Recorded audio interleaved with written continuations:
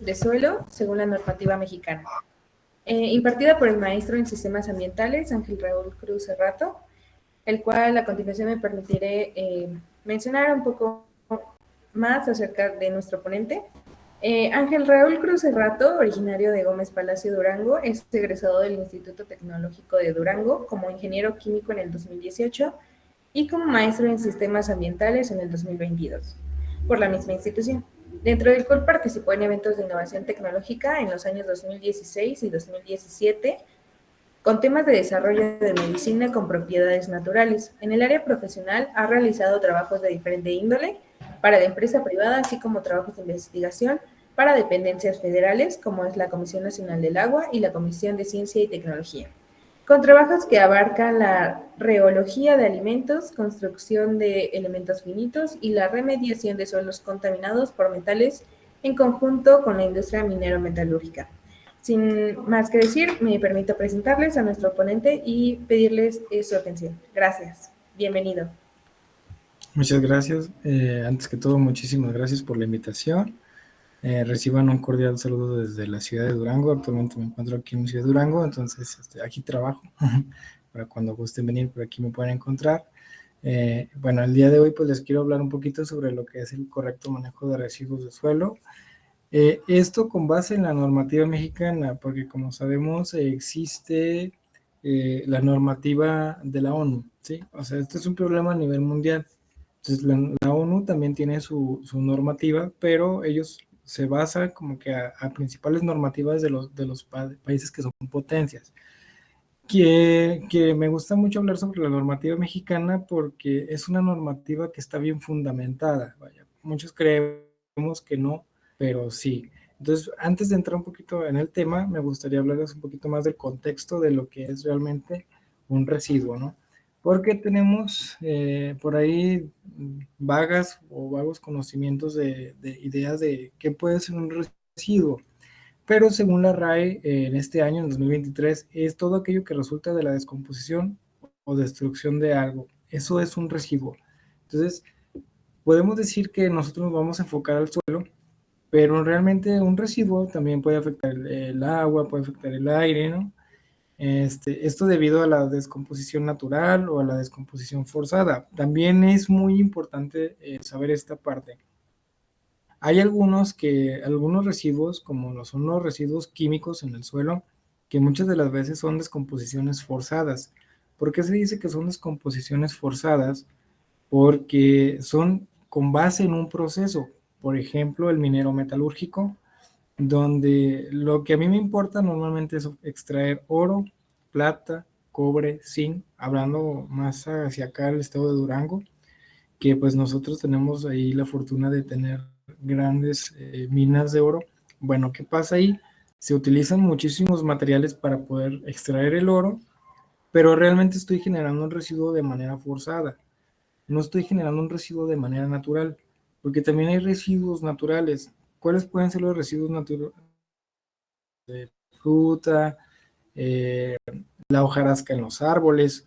Cuando está el cambio de otoño a diciembre, nosotros podemos ver ese cambio muy bonito de color de las hojas y empiezan a caer las hojas y empiezan por ahí las fotos aesthetic, ¿no? Pero realmente eso es un residuo natural, ¿sí? Entonces hay que también tomar en cuenta esto. Hay algunos que son forzados por nosotros como seres humanos y hay otros que son residuos completamente naturales. Por ejemplo, la composta de abono o simplemente de desecho orgánico de un animal al comer. Ese es un residuo natural, es completamente natural. Inclusive los animales muertos llegan a un punto en que se consideran residuos naturales porque son descomposiciones, llegan al punto de descomposición. Entonces, algo muy importante es quedarnos con esto, que es aquello que resulta de la descomposición o destrucción de algo. Una vez que descomponemos o destruimos algo, eso es un residuo, ¿vale? Entonces, nosotros lo podemos clasificar de tres maneras. Lo podemos clasificar según su composición, su biodegradabilidad y su origen, ¿sí? Entonces, ahorita poquito a poquito vamos a ir hablando de cada uno de ellos, pero la clasificación principal son estos tres. Y tomando como en cuenta el primero, bueno, ¿Cómo lo podemos componer? Normalmente lo podemos componer ya sea, por ejemplo, que sea plástico, vidrio, cartón, materia orgánica, inorgánica, etcétera, ¿no? Aquí es donde podemos decir que entra también como parte los principios de la normativa mexicana. ¿Cómo voy a separar ese residuo? O sea, ¿en dónde tengo que deponer tanto el cartón como el papel? ¿En dónde tengo que poner el vidrio? ¿En dónde tengo que poner las cáscaras de plátano, las cáscaras de manzana? La comida que yo no consumí, ¿dónde la pongo? El plástico actualmente, pues antiguamente se ponía todo junto, ¿no? Era como de que voy a poner todo el plástico aquí. También voy a poner, por ejemplo, lo que nosotros llamamos como nieve seca, el unicel o los combos que venden de comida, que es PET, todo lo ponían junto, ¿no? Todo se ponía junto. Sin embargo, actualmente no. Actualmente la normativa mexicana, la normativa mundial ha cambiado de tal manera que también los plásticos ya se separan, ¿sí? O sea, los plásticos es como de que aquí ponemos PET, aquí ponemos BET, aquí ponemos nieve seca, aquí ponemos este tipo de vidrio, aquí te ponemos cáscaras de manzana, aquí ponemos cáscaras de esto, del otro, ¿no? ¿Por qué? Porque también hay algunos residuos que nosotros podemos reutilizar. Entonces, parte de la normativa actual, porque también el diario oficial de la Federación ha venido cambiando esta parte, es de que tanto municipios como Estado, como gobierno federal tiene el trabajo y tiene la obligación de buscar que uno como persona reutilice la mayor cantidad de cosas posibles. No lo hacemos debido a nuestra cultura. ¿Sí? Tenemos lamentablemente una cultura muy arraigada en la cuestión de que, ya no sirve, pues lo tiro, ¿no? Vacié, por ejemplo, de plástico o de vidrio, ya no sirve, pues lo voy a tirar, ¿no? Y cuando incluso hasta un pequeño bote de vidrio, un pequeño frasco de vidrio, te puede servir de maceta. Ahí puedes germinar ciertas verduras y luego ya las vuelves a replantar.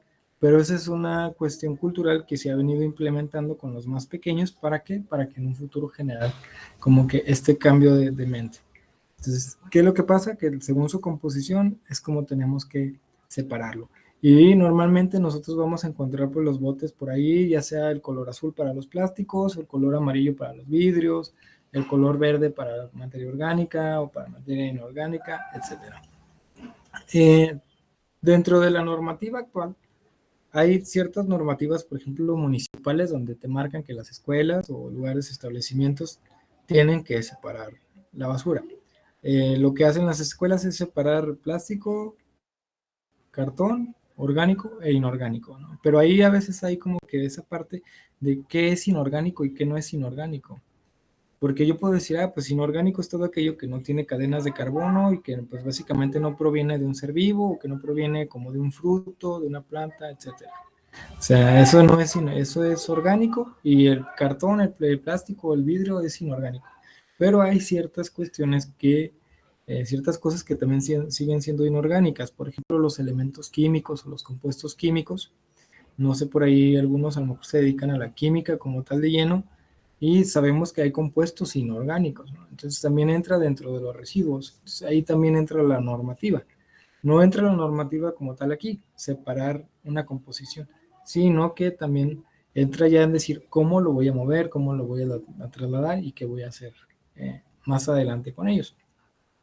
Eso conforme a la composición.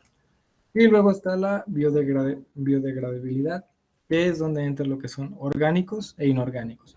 Y como les decía, normalmente estamos acostumbrados a que tenemos la cuestión orgánica, son plantas, frutas, alimentos, etcétera. Desechos de animales, que también por ahí, aunque sí hay una cuestión ambiental muy fuerte, esto por ejemplo hablando en cuestión del metano, en la zona lagunera de aquí de Durango es una zona ganadera completamente y se tiene mucho desecho de vaca, tanto de vaca de crianza para carne como también vaca lechera.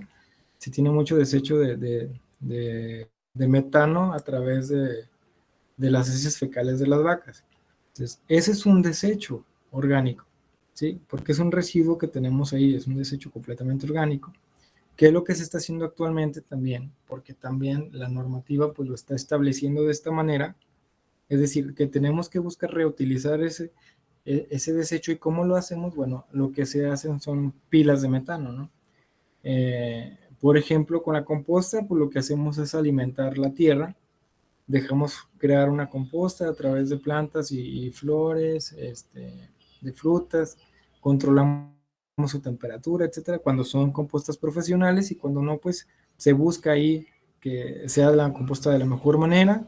También por ahí, por ejemplo, ahí entra donde es la clasificación del cuidado de desechos, por ejemplo, del agua, ¿no? O sea, se unen el uno con el otro, de tal manera que, por ejemplo, hoy en día existen los WC secos, que prácticamente se les pone composta, ¿sí? Se les pone composta de flores.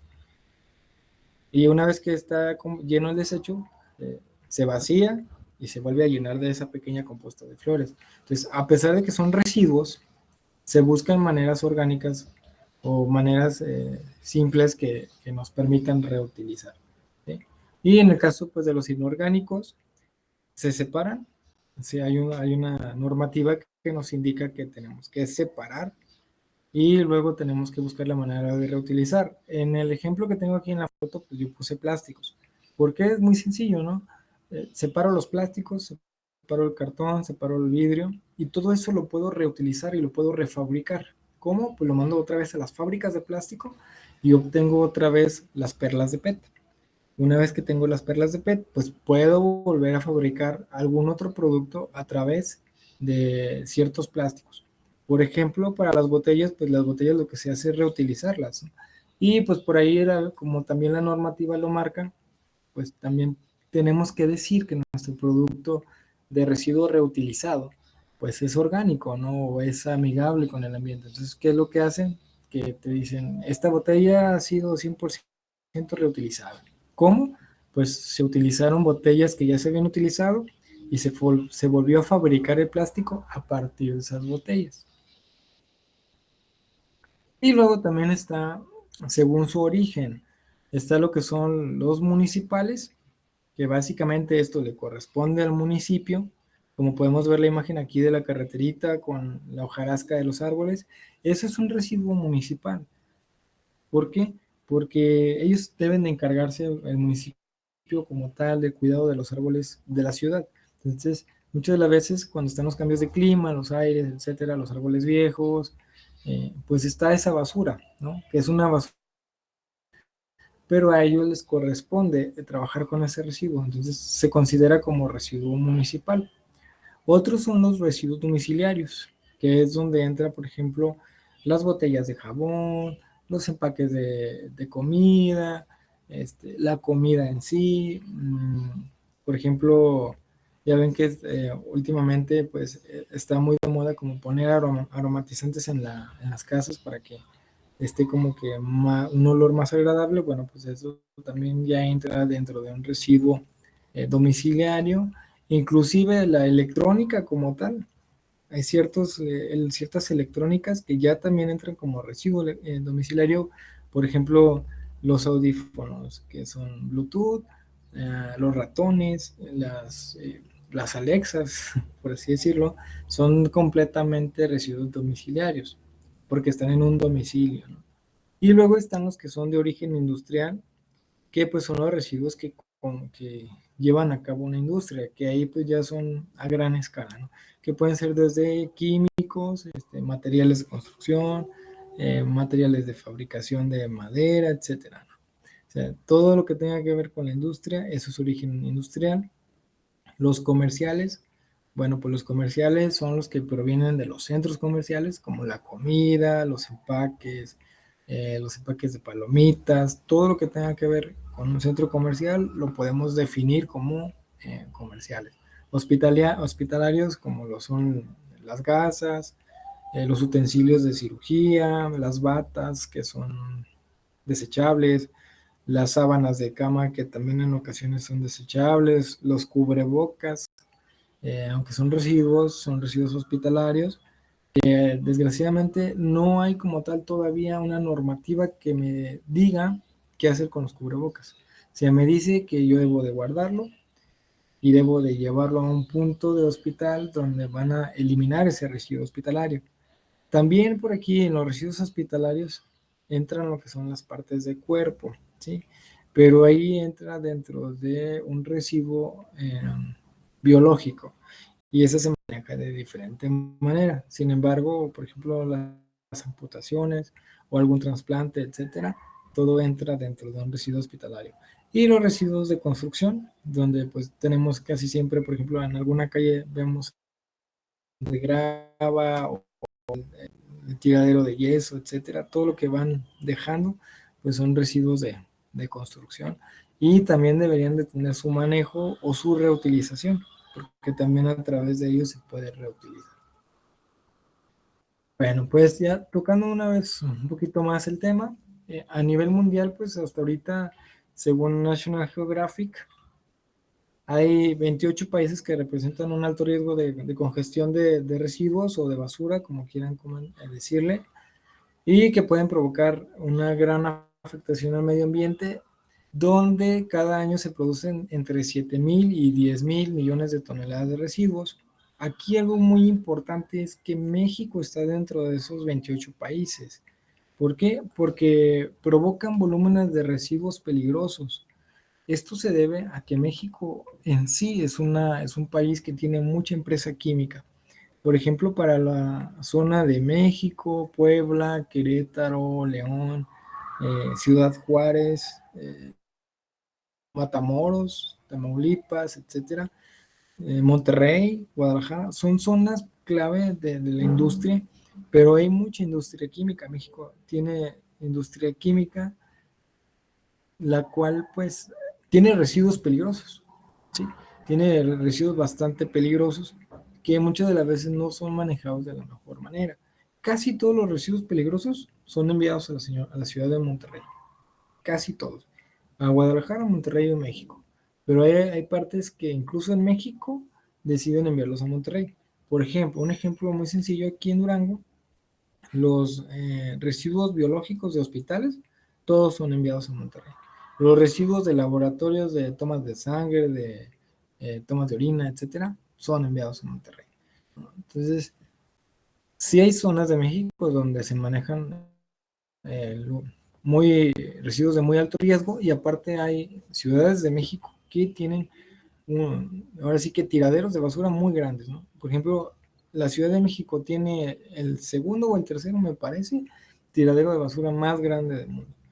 Imagínense la magnitud y las hectáreas de basura y que inclusive dentro de esos tiraderos de basura o zonas de recolección, porque actualmente la normativa mexicana lo nombra de esta manera como zonas de recolección de residuos sólidos urbanos, hay colonias. O sea, hay lugares donde se forman colonias de poblaciones alrededor del tiradero. ¿Para qué? Pues para reutilizar ciertas cosas, para vender, ¿no? Y hay personas que se dedican a buscar, ya sea, por ejemplo, aretes, joyería, relojes, etcétera, ¿no?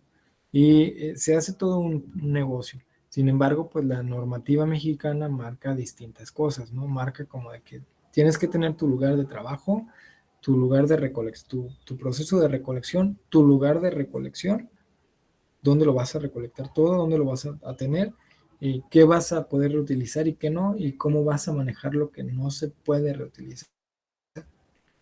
Y esto a nivel mundial pues ha afectado muchísimo, ya que pues no solo son México o la India que tienen grandes volúmenes de residuos, sino por ejemplo Estados Unidos o China, que lamentablemente también tienen enormes cantidades y tienen un manejo de residuos que a veces no es el correcto.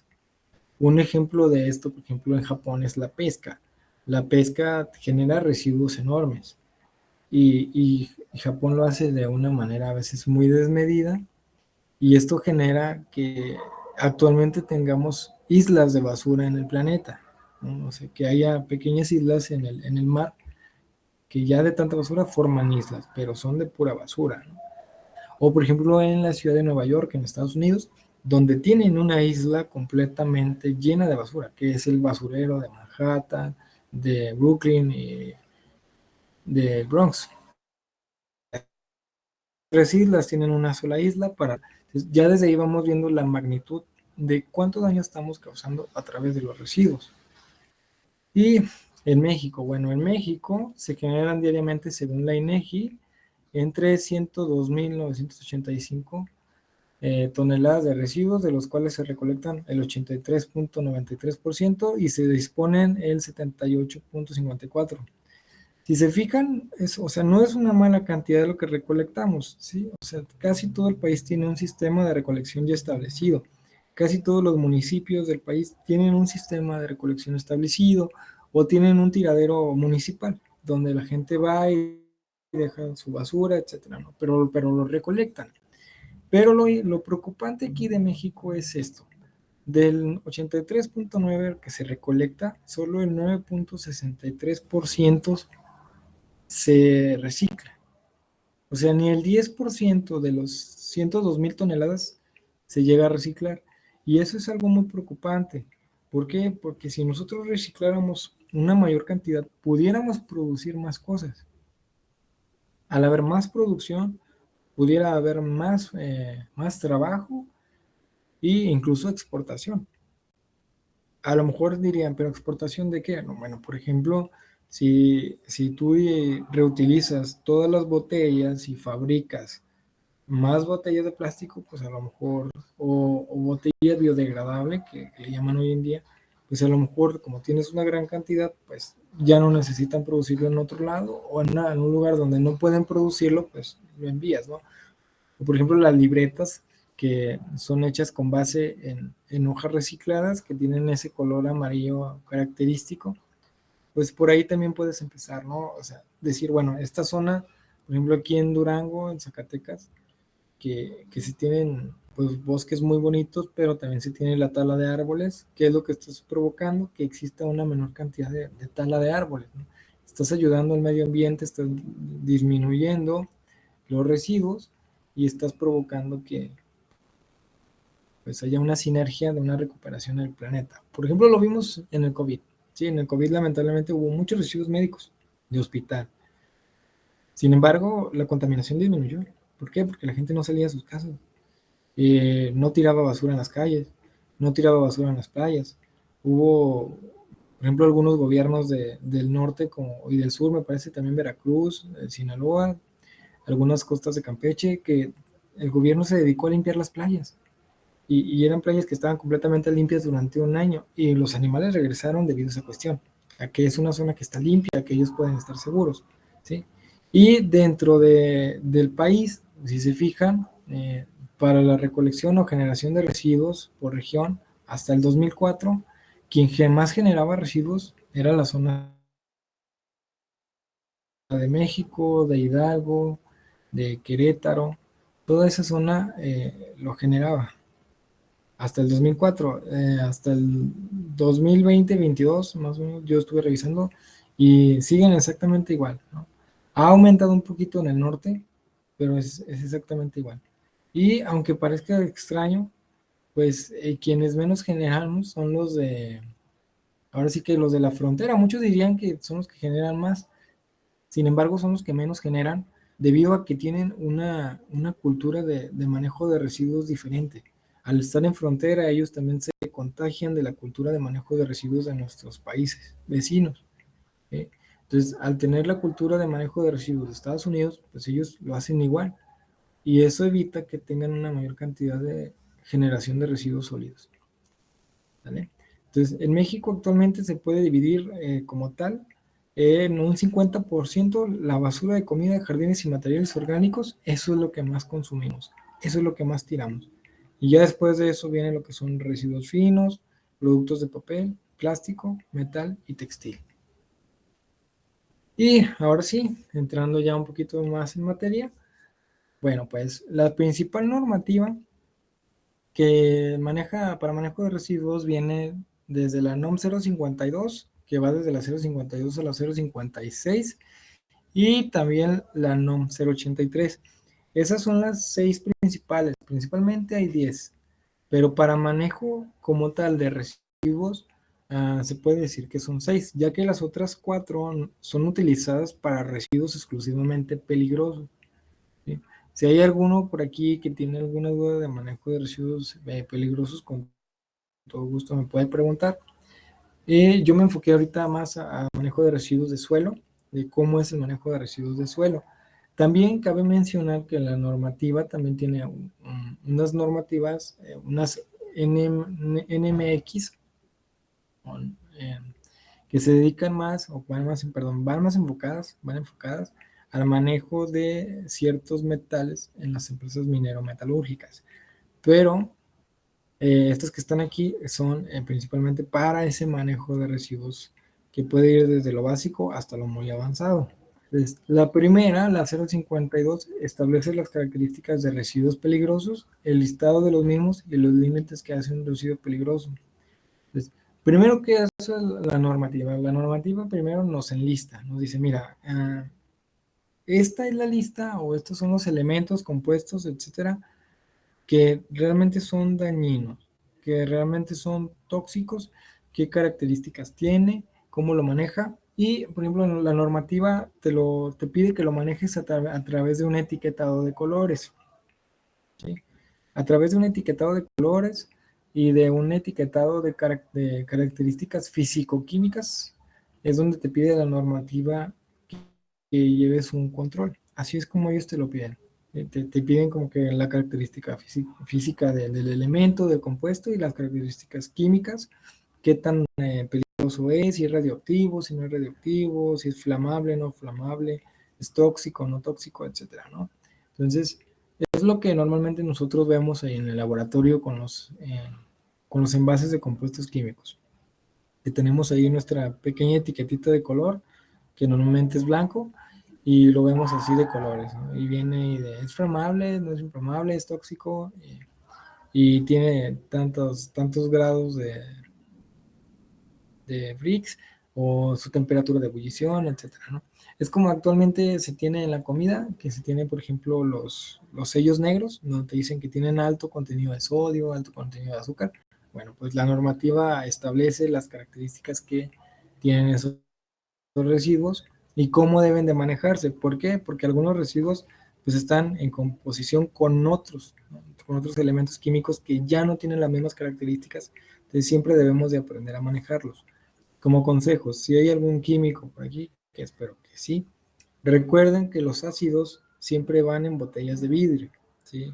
Las bases pueden ir en un plástico duro o también en un vidrio, pero normalmente los ácidos deben de ir en botellas de vidrio con color ámbar preferentemente, o que no estén expuestos a la luz del sol. Esto para evitar una reacción química. Y la NOM 053 establece el procedimiento para llevar a cabo la extracción de determinados constituyentes. Esto quiere decir que la NOM 053 nos establece cómo debemos de trabajar. En el dado caso de que nosotros encontremos un elemento, un ejemplo muy sencillo, ¿no? Un ejemplo muy sencillo sería Chernobyl, en Pripyat, donde en Pripyat nosotros podríamos decir, o al principio decían que no pasaba nada. Sin embargo, lo que ellos hacían en aquel tiempo, debido a que era la primera situación que ocurría sobre un problema radioactivo, ellos lo que hacían era lavaban toda la ciudad. O sea, recorrían la ciudad lavando, lavaban con jabón, lavaban con agua, mucho jabón, los camiones también, creyendo que en cierta manera era como un virus. O sea, aunque sabían que no era un virus, sino que era radiación, eh, ellos lavaban todo. O sea, se lavaban a sí mismos, lavaban todo, pero pues obviamente la radiación se expone de manera diferente. Después ya a partir de eso, cuando empezaron a notar la toxicidad y aprender sobre el manejo de los tóxicos, también la normativa establece de qué manera yo tengo que manejar ese tóxico. Me debo de poner guantes, me debo de poner cubrebocas, me debo de poner lentes, me debo de poner un equipo protector, un chaleco, etcétera, ¿no? Por ejemplo, eh, con los rayos X, ¿no? A las mujeres embarazadas les ponen un chaleco de plomo para evitar el exceso de radiación. Bueno, pues en ese caso sería igual, ¿no? Yo tengo que ponerlo en un tambo de cierto color, con ciertas características, con cierta resistencia al calor, con cierta resistencia a la degradación provocada por el químico o por el residuo sólido. Porque cabe mencionar que si hay residuos sólidos en el suelo que son tóxicos, o sea, no es como de que nada más sea algo líquido o sea algo en el ambiente, ¿no? Lo más probable es que nosotros encontremos una mayor toxicidad en el suelo que en otras partes. ¿Por qué? Porque, por ejemplo, aquí en México, que tenemos muchas empresas, hoy en día, por ejemplo, las empresas mineras, la mayor cantidad de residuo se va al suelo. Se va al suelo por medio de metales que sí están en el suelo, pero deben de estar en ciertas cantidades. Entonces, cuando llegan al suelo, con, comúnmente y constantemente, las cantidades de ese metal aumentan y los porcentajes en partes por millón también. Entonces, se vuelve algo muy tóxico. Entonces, tengo que yo saber cómo manejar esa toxicidad. Y la NOM 053 pues me dice cómo lo puedo extraer, cómo lo puedo tener y qué tipos de pruebas yo voy a realizar para también estar de manera segura yo y así saber qué tanta cantidad de toxicidad hay ahí. Ok. Y la NOM 054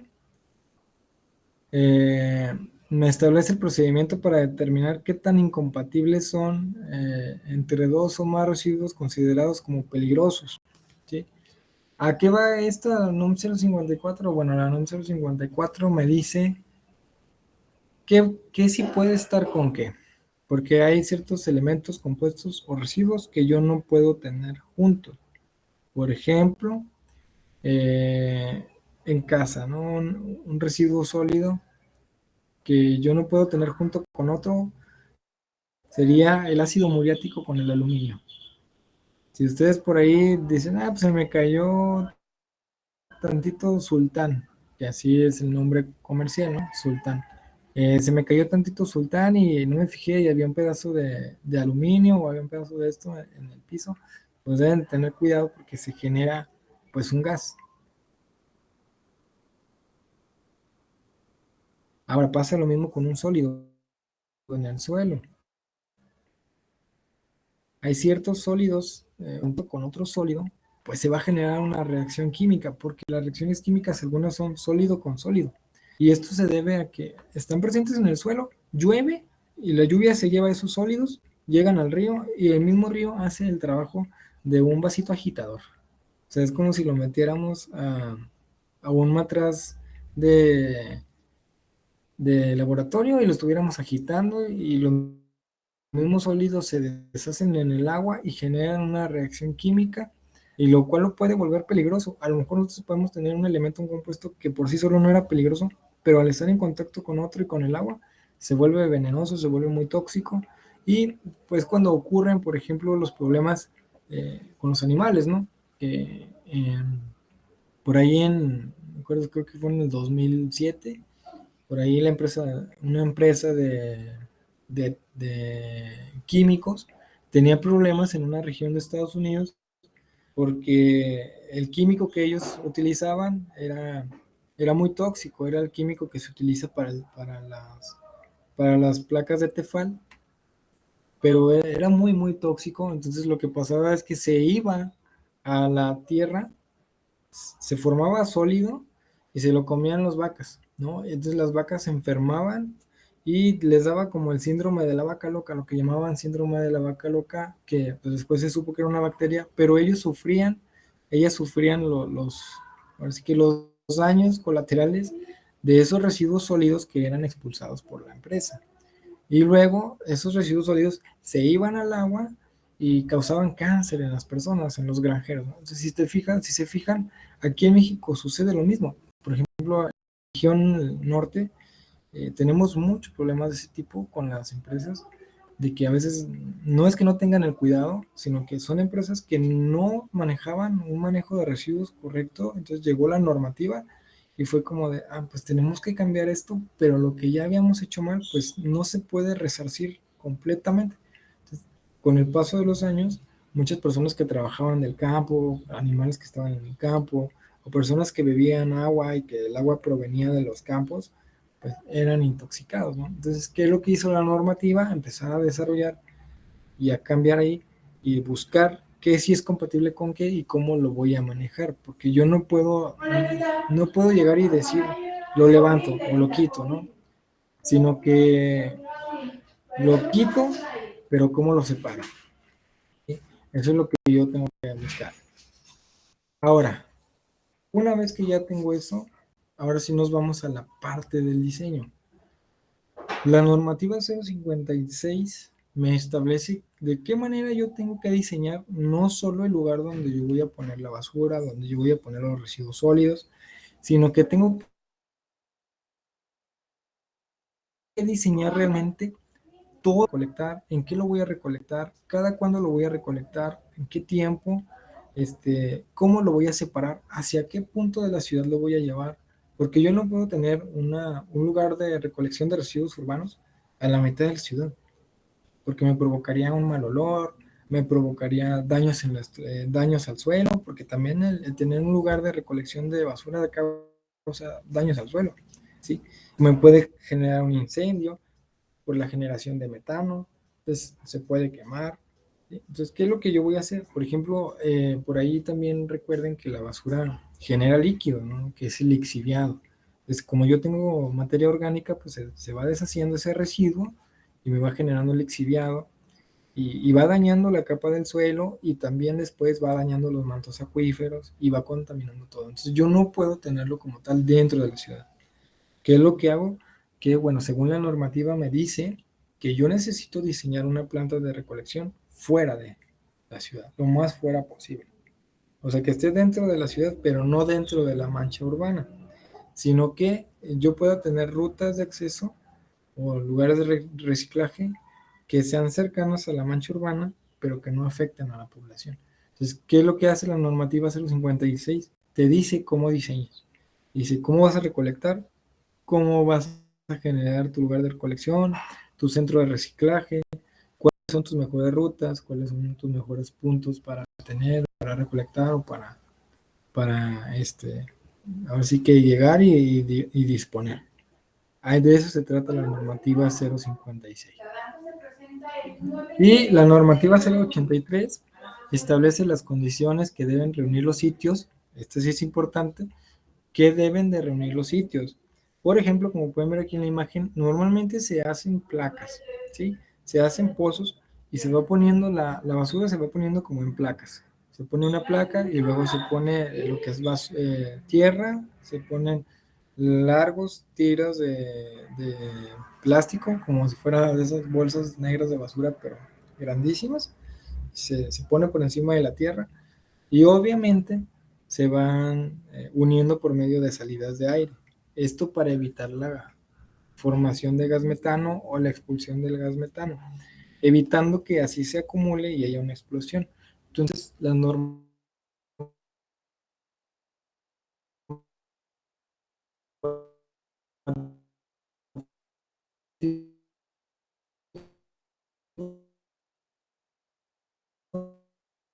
083 me establece qué condicionaba con la finalidad de buscar producir energía eléctrica, porque ahora ya también, por ejemplo, por ahí Comisión Federal de Electricidad dice, oye, pues también del metano podemos tener luz eléctrica, ¿no? Entonces, pues por ahí coméntales a los municipios todo el metano líquido posible para poder generar energía eléctrica. Por ejemplo, aquí en Durango, en el centro de recolección de residuos urbanos, sí hay una planta que a partir del metano da luz a todo el cable, a todo el aluzado público.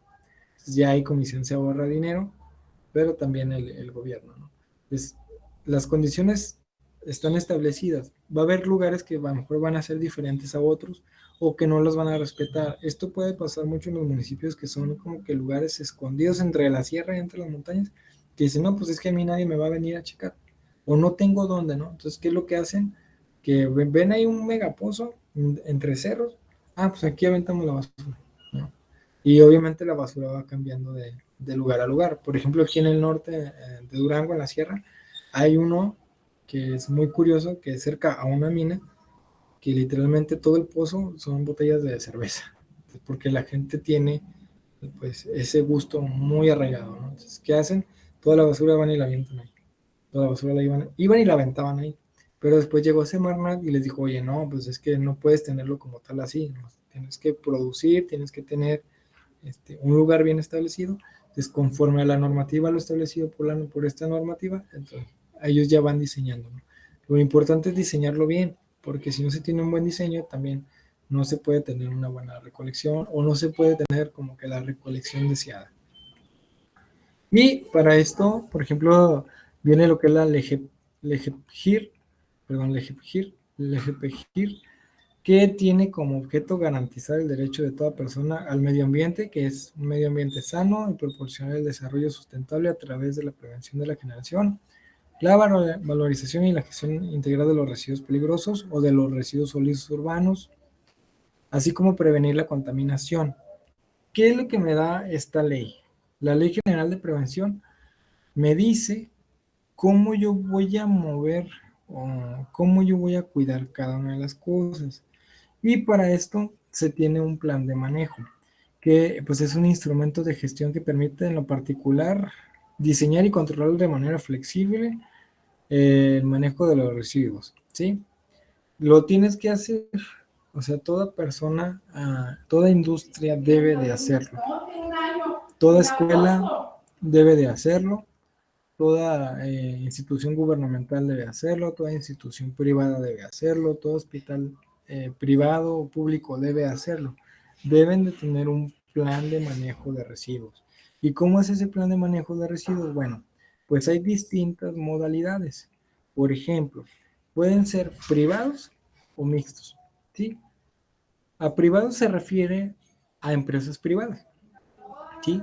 Empresas privadas o cuando son, por ejemplo, negocios, que micronegocios, negocios medianos o grandes o negocios grandes o ya industrias como tal, pues entra dentro de lo que es privado. También por ahí el plan de manejo también nos incluye a nosotros, porque si se fijan normalmente nos están bombardeando de que separa la basura. Y por ejemplo en la Ciudad de México un día pasan por la orgánica, un día pasan por inorgánica y por distintas zonas, ¿no? Entonces, ese también es un plan de manejo mixto. ¿Por qué? Porque yo lo hago en lo privado, sin embargo es mixto porque también ahí entra el gobierno y te dice, mira, tal día yo paso por esta basura, frutas, verduras, etcétera, toda tu comida yo el lunes paso y el martes vengo a pasar por lo que son vidrios, cartones, eh, papel, etcétera, ¿no? Pero tienes que tenerla separada. ¿Por qué? Porque si no te la dejan ahí. O sea, lo correcto es dejarla ahí porque tú no estás siguiendo una regla. Sin embargo, actualmente, pues no es como que se pongan a separar en el momento y se lo lleven, ¿no? Otra es, por ejemplo, considerando la posibilidad de la asociación, que puede ser, por ejemplo, una empresa individual o un negocio individual, o aquí es cuando ya entran en grupos colectivos que se tienen como tal ya grupos de empresariales, ¿no? Por ejemplo, Grupo Bimbo, Grupo Modelo, que ellos ya tienen para todas sus empresas, tienen que tener un plan de manejo de residuos. Y ya, por ejemplo, ya ahí entra, por ejemplo, una sola empresa o un solo dueño, o nosotros como personas individuales o el mismo gobierno, porque también el gobierno debe de tener su plan de manejo de residuos, porque también los genera.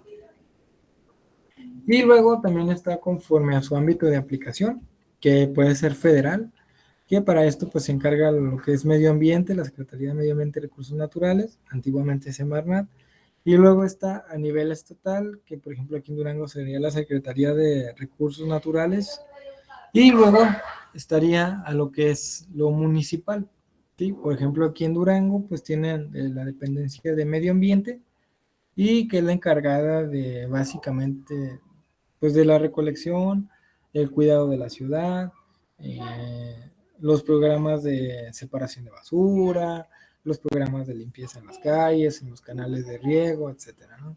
Pero aquí en Durango, curiosamente, también nosotros tenemos la policía ambiental, ¿sí?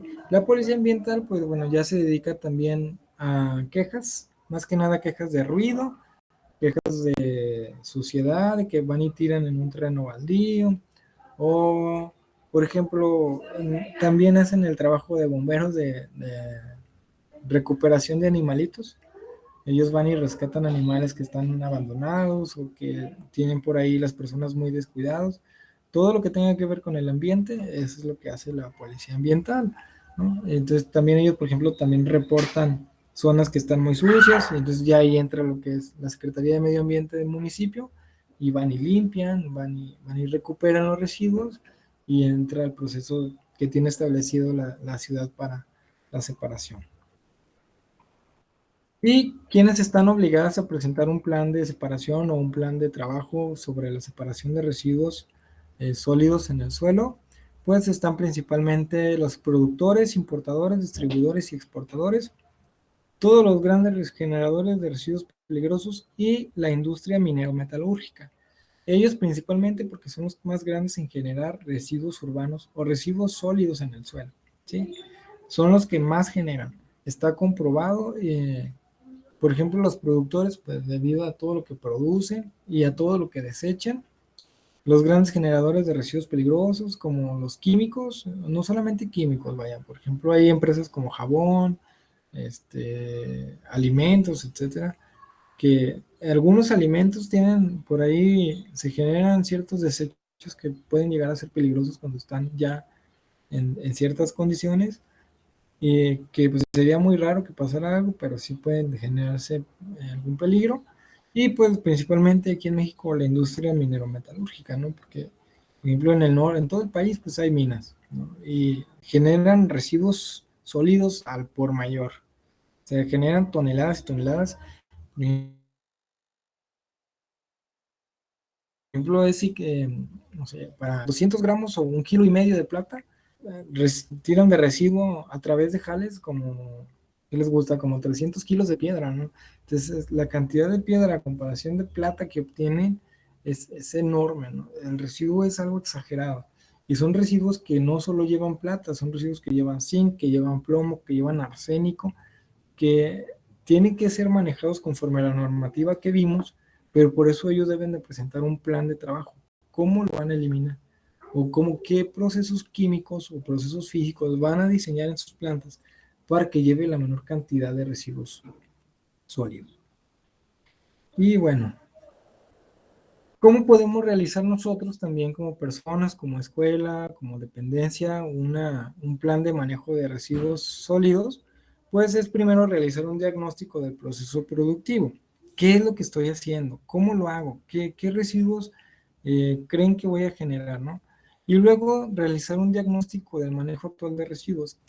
Si lo estoy haciendo bien, si lo estoy haciendo bien, si no estoy llevando a cabo la separación de basura, si mis residuos son completamente riesgosos o no son riesgosos, si los puedo separar en ciertos envases o tengo que ponerlos, por ejemplo, sin exposición a la luz solar, o puedo generar algún elemento a través de ellos, etcétera, ¿no? Y luego el análisis de residuos a manejar en el plan de manejo. O sea, ¿qué es lo que voy a separar? ¿Cómo lo voy a separar? ¿Qué es lo que voy a reutilizar y cómo lo voy a reutilizar? ¿Lo voy a vender o lo voy a reproducir? Por ejemplo, en una escuela, pues puedo separar el plástico de la comida y decir, pues voy a juntar tantas botellas de plástico y lo vendo, ¿no? Pero ahí, o sea, ya ahí saqué una ventaja. O sea, estoy vendiéndole a una empresa que la va a reutilizar, pero estoy generando un plan de manejo de residuos. Y luego, ya por último, cuando se quiera tener un plan de manejo, pues es presentar esa propuesta de manejo ante la Semarnat. Decir, mira, este es mi plan de manejo, lo voy a hacer de esta manera, y se lleva a cabo a través de un plan piloto, o sea, tomarlo a plan piloto durante unos meses, y a partir de ese plan piloto ir generando cambios hasta tener ya un plan completamente establecido que nos permita pues ya manejarlo como parte de nuestro proceso laboral o nuestro proceso del día al día, o nuestro proceso educativo, ¿no? Porque este plan de manejo de residuos también se puede aplicar a nuestras casas, perdón, donde podemos decir, voy a separar la basura, a lo mejor esto lo puedo vender, a lo mejor esto lo puedo reutilizar aquí en casa y me sirve para otras cosas, ¿no? Por ejemplo, el agua gris, que es el agua de jabón, pues lo puedo utilizar para las plantas, lo puedo utilizar para lavar el patio, para lavar el baño, etcétera, ¿no? A lo mejor algunos residuos sólidos los puedo utilizar como composta, el vidrio lo puedo utilizar para hacer decoraciones, por si ahí tienen gustos por el arte, lo puedo utilizar para hacer decoraciones, o lo puedo utilizar como macetas, o lo puedo utilizar para poder germinar algún tipo de planta o de fruta y hacer algún jardín ecológico. Entonces, todo eso es un plan de manejo de residuos urbanos o residuos de suelo. Va desde lo más pequeño que es nuestro hogar hasta ya una cuestión gubernamental. Y pues por el momento, eso sería todo. Les agradezco infinitamente que me hayan escuchado. Aquí tienen pues, mis redes sociales y mi correo electrónico. Por si tienen alguna duda, pregunta, pues estoy a la orden. Pues muchísimas gracias, maestro Raúl. Ahora procederemos a ver si el público que nos acompaña tiene alguna pregunta.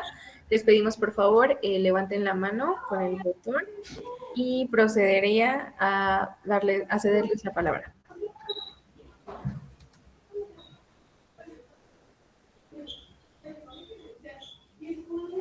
Ok, tenemos una pregunta de Axel López. Por favor,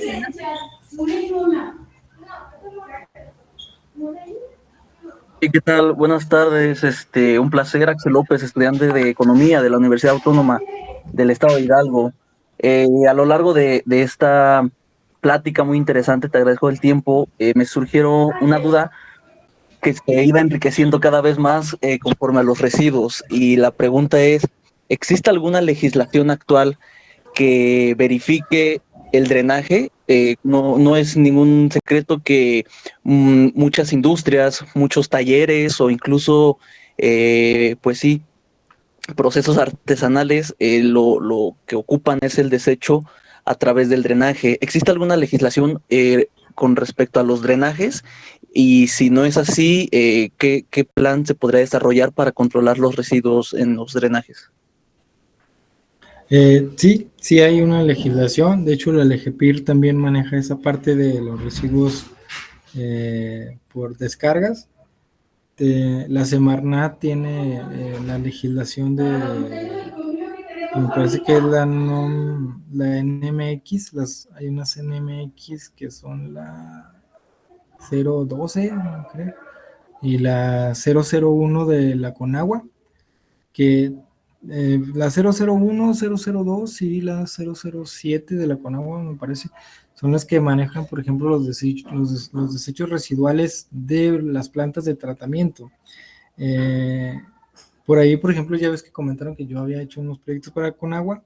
Bueno, realmente en la Conagua lo que yo hacía era como buscar los derechos de utilización de agua, pero algunas empresas, algunas industrias, por ejemplo, de papel aquí en Durango, tienen o tenían la costumbre de desechar completamente todo al río. Entonces, a partir de la LGPIR, lo que se hizo fue que ellos tienen que producir una planta de tratamiento de aguas, ¿sí? O sea, tiene que una empresa no puede como tal desechar directamente el drenaje. Para poder desechar el drenaje, tendría que tener una planta de tratamiento de aguas. No como tal una planta de potabilización de agua, sino una de tratamientos para poder desechar el drenaje. Sí hay una normativa, cada municipio de México, tanto el estado como el municipio, debe tener una normativa estatal y debe tener una normativa municipal. Para el municipio para el estado de Hidalgo, debe tener una normativa que marca cómo deben de ser las descargas, hacia dónde deben de ser las descargas y, por ejemplo, qué contaminación o qué cantidad de contaminantes debe de contener, porque también es imposible a lo mejor limpiarla al 100% y ya de eso se encarga el municipio. pero sí como tal, recién salido el drenaje, no debe de. Inclusive en México hace muchos años existía el problema de que los mismos hospitales lo hacían, porque decían, es que lo avienta el drenaje y todo se encarga el municipio. Y no, ahora ya no. Ahora el municipio es el que dice, no, si tú eres una empresa y tienes el dinero para poder pagar un sistema de tratamiento, pues paga tu sistema de tratamiento. Por ejemplo, aquí en Durango, cada empresa tiene un sistema de tratamiento de aguas para poder después desecharlo al drenaje.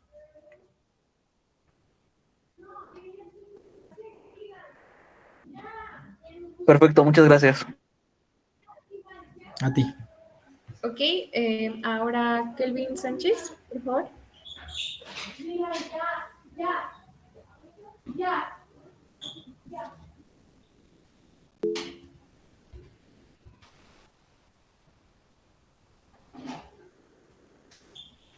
Ok, nos mandó su pregunta por el chat, la cual leeré. La pregunta es, ¿cuál es su opinión sobre la implementación de tecnologías emergentes en la gestión de residuos y cómo podrían utilizarse estas tecnologías para mejorar la eficiencia y la sostenibilidad en estos procesos? Ok, pues yo estoy a favor. O sea, entre más tecnología se tenga en el manejo de residuos, pues es mucho mejor para nosotros, porque hay residuos o hay sistemas de recolección o procesos de recolección, perdón, tanto en agua como en suelo, que ya no funcionan bien. O sea, ya sobrepasó, yo creo que la cantidad de desechos. Sí, sí, siguen funcionando, ¿no? Como los aspectos físicos.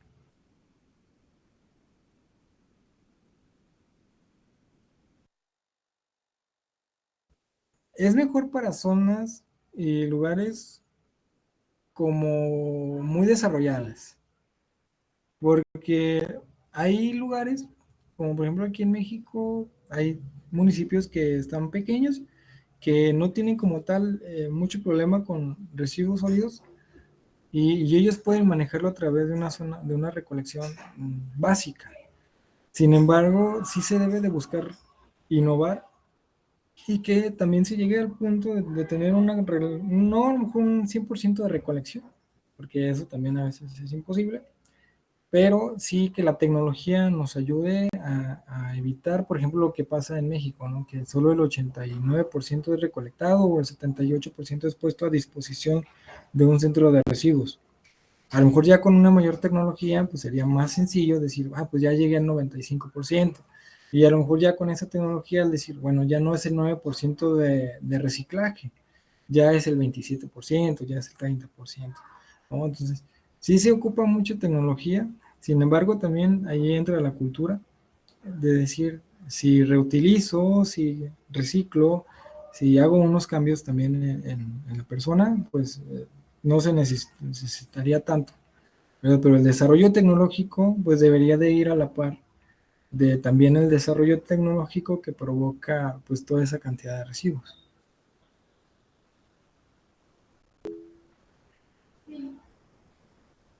Gracias a ti.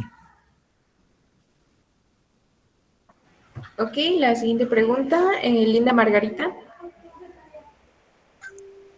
Sí, gracias.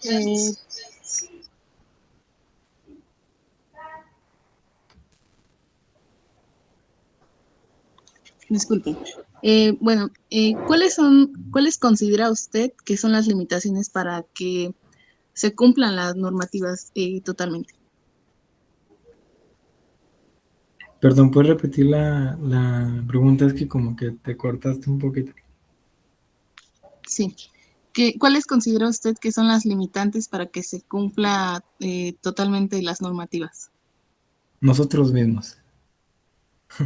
A lo mejor suena raro, pero el mismo país lo impide, ¿no? O sea, la cultura es lo que vuelvo, ¿no? Cuando se trata de recolección de basura, somos nosotros mismos. No podemos cumplir como tal la normativa si nosotros no respetamos la ley. Si nosotros respetamos al 100% la ley, la normativa se cumpliría. Depende mucho también de la persona. Yo no puedo hablar por todos porque Yo sé, y lo sé de vista, y lo he visto en papel, que hay empresas que cumplen la normativa. O sea, por ejemplo, un ejemplo,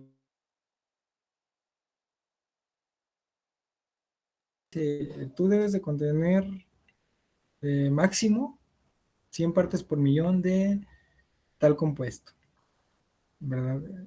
Ah, pues Coca-Cola dice, pues ellos me piden 100 partes por millón como máximo, pues yo me pongo 50. O sea, yo no infringo la ley, busco mejorar la ley. Y ya a ellos ellos se evitan un problema solos. Porque si te piden 100, yo te doy 50, o sea, es mejor. Pero de ahí a lo mejor hay empresas que dicen, ay, tengo 300 partes por millón, pues dame chance, el próximo análisis vas a ver que ya me recupero, ¿no? Y son empresas que constantemente están así.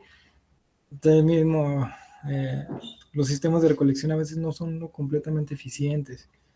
Vaya, 3 personas en un camión no pueden hacer mucho por 4 colonias. Entonces, para que se cumpla la normativa, tenemos que empezar por cambiar muchas cosas que están como trasfondo. Y entonces sí se va a empezar a cumplir la normativa. Decir, bueno, quiero que mi normativa de recolección sea al 100%.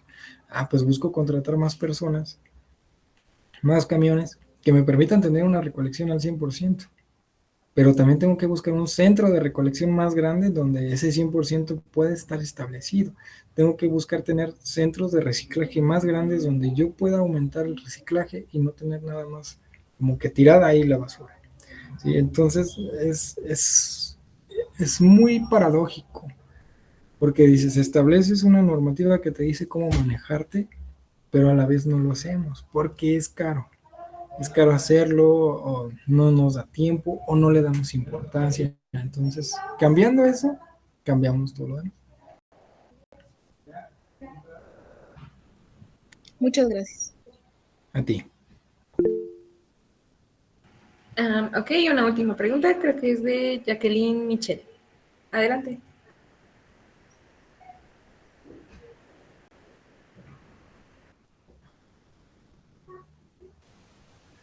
Hola, buenas tardes. Mi pregunta es, ¿qué tipo de infraestructura considera usted que se requeriría en México para un correcto manejo de residuos? Pues más que nada, una infraestructura, eh, una buena infraestructura de recolección, una infraestructura educativa que te permita establecer una educación de recolección, que te diga, hay que separar la basura, si no pasa tu camión de la basura, tú tienes la obligación de llevar la basura a su lugar. Y, por ejemplo, los centros de recolección más grandes y con mayor tecnología. ¿A qué me refiero con mayor tecnología? Bueno, que no sé si, bueno, es un ejemplo burdo, pero no sé quiénes hayan visto todo cuando se están yendo los juguetes que se suben como a un metal y se van a la parte de arriba. Bueno, pues ese es un centro de recolección. ¿Qué es lo que hace la banda magnética? Pues separa los metales de la basura y la demás basura es incinerada. Eso es tener una infraestructura de separación. Porque si te fijas, no toda la basura de ahí es orgánica, toda la basura de ahí es basura incinerada. Es más fácil manejarla, es más fácil enterrarla. Entonces, ¿qué es lo que pasa? Que si existiera esta separación de las infraestructuras o una mayor inversión en infraestructura, pues cambiaría mucho. La tecnología ayudaría bastante. Sin embargo, también es contraproducente. Por ejemplo, si yo tengo un incinerador de basura, pues voy a generar una enorme contaminación. Entonces, ¿qué es lo que estoy haciendo? Estoy combatiendo un problema y ahora tengo otro, ¿no? Entonces, también es como una moneda al aire. ¿Qué quiero remediar? Pero ¿cómo voy a combatir el problema que se me va a generar? Y muchas de las veces también por eso la infraestructura en recolección de residuos no aumenta, porque te trae más problemas consigo mismo. Dices, bueno, ya tengo una mejor recolección, ya tengo más reciclaje, ¿no? Soy el municipio, soy el estado que más recicla, pero también estoy contaminadísimo porque tengo 2 incineradores y mi infraestructura de recolección o el lugar donde yo resido, recupero la basura, son como 20 hectáreas de la ciudad. Entonces, esa es a lo que van, ¿no? Por ejemplo, la Ciudad de México es el mejor ejemplo. Ellos, neta, se esfuerzan mucho, perdón por la palabra neta, la verdad se esfuerzan mucho por, por recolectar basura, porque son muchas personas, y tienen una buena cultura, lo han logrado. Sin embargo, pues el espacio de recolección ya no les da para más, ¿no? ¿Y qué es lo que hacen? Que permiten que las personas empiecen a vivir alrededor y que ellos recolecten, que ellos vivan de la basura, ¿no? Que vendan la basura, que es un gran negocio, ¿no? La recolección de basura es un gran negocio y también por eso a veces no hay una buena infraestructura, porque no todo lo hace el municipio, no todo lo hace el Estado. Deja que las personas lo hagan.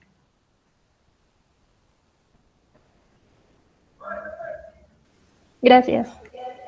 A ti. Ya no tenemos más preguntas. No sé si alguien quiere agregar algo más de los que están. ¿No? No. Ni modo, yo te dije. Mi vida era para ellos. Bueno, creo que no. Por lo tanto, no queda más que agradecerle mucho su participación. Estuvo muy interesante y pues muchas gracias por habernos brindado un poco de su tiempo. La constancia le haremos llegar el día lunes por acudir a este ciclo de conferencias de esta página llamada, bueno, este proyecto llamado Cosuelo. Y pues muchísimas gracias y creo que es todo. Buen día. Buen día, muchas gracias por la invitación y estoy a sus órdenes.